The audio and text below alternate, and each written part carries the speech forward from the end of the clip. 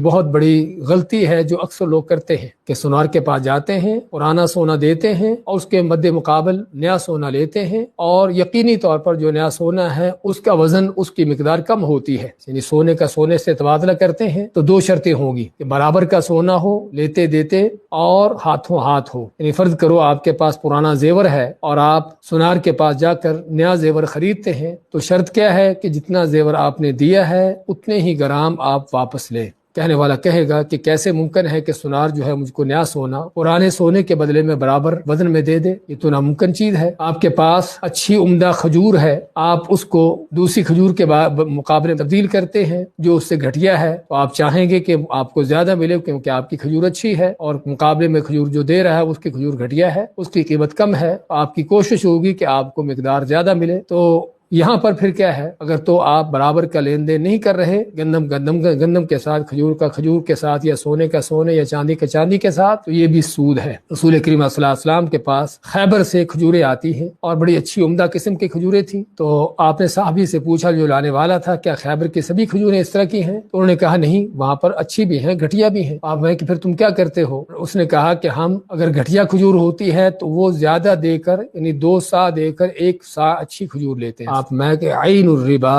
ہاں اصل سود یہی ہے، یہی تو سود ہے۔ آپ میں کہ پھر تم کیا کرو؟ ایسا کرو کہ تم گھٹیا کھجور بیچو، اس کو بیچ کر اس کی جو قیمت آئے اس کی قیمت سے اچھی کھجور خریدو۔ ہاں، اس کا طریقہ کار پھر یہ ہوتا ہے، یا تو جو چیز لے دے رہے ہو برابر کی وزن میں ہو، اگر